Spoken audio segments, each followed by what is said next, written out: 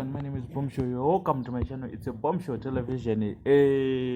Ndawera imwe confession iri kupisa zvamanyo manje hanzi hello Bombshow, I have to confess something.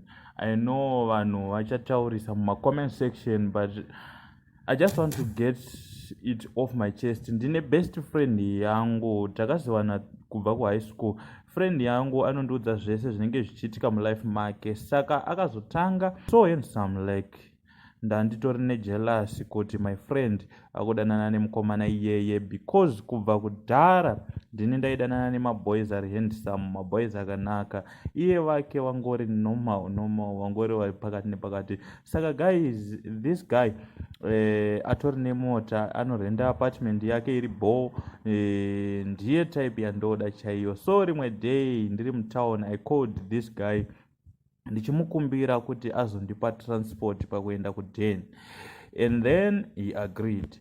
Akatouya akandipika zvitori nice. Takusvika kumba kwedu, he invited me kuenda kumba kwake kuti ndimubatsire kucleana.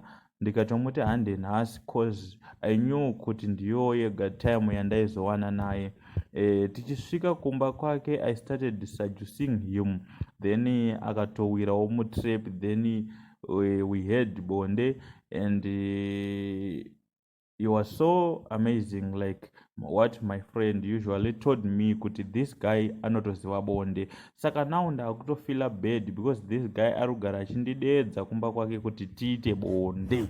Right guys, nyaya yamudare, nyaya yakupisa, hande inacho mucomment section titaure che nekudzidzisanawo kune vamwe vanga vachiita izvi ndo maperera zvinozoita. Mhando yemukadzi mhando yemufeso.